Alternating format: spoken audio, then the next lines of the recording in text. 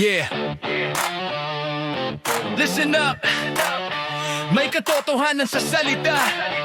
Jesus ang Kristo, buhay ang dala. Isinulat ang salita para maniwala ka. Si Jesus ang Kristo, anak ng Diyos talaga. Sa kanyang pangalan may buhay na walang hanggan. Hinkwento lang to, ito'y katotohanan banal. Mula bata pa kasulatan ng gabay. Karunungan sa kaligtasan, sa Kristo ang buhay. Hindi gawa ng tao, hindi sariling lakas. Pananampalataya lang doon kaliligtas. Jesus ang Kristo, siya ang katotohanan. Maniwala ka sa kanya, may bagong kapanganakan. Jesus ang Kristo, buhay ang ibinigay. Sumampalataya ka, anak ka ng Diyos tunay.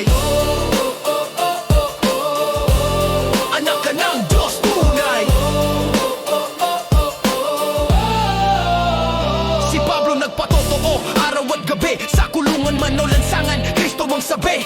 Mula kay Moises hanggang sa mga propeta, iisang mensahe, si Jesus ang Mesiyas na totoo na. Sa bahay-bahay, sa templo, nagturo, hindi tumigil ang iglesia. Kristo ang sigaw ng mundo. Hudyo man o Griego, lahat tinawag niya. Sa paniniwala kay Kristo, pamilya ng Diyos. Jesus ang Kristo, siya ang katotohanan. Maniwala ka sa kanya, may bagong kapanganakan. Jesus ang Kristo, buhay ang ibinigay. Sumampalataya ka, anak ka ng Diyos. Jesus ang Kristo, siya ang katotohanan. Maniwala ka sa kanya, may bagong kapanganakan. Jesus ang Kristo, buhay ang ibinigay. Sumampalataya ka, anak ka ng Diyos tunay.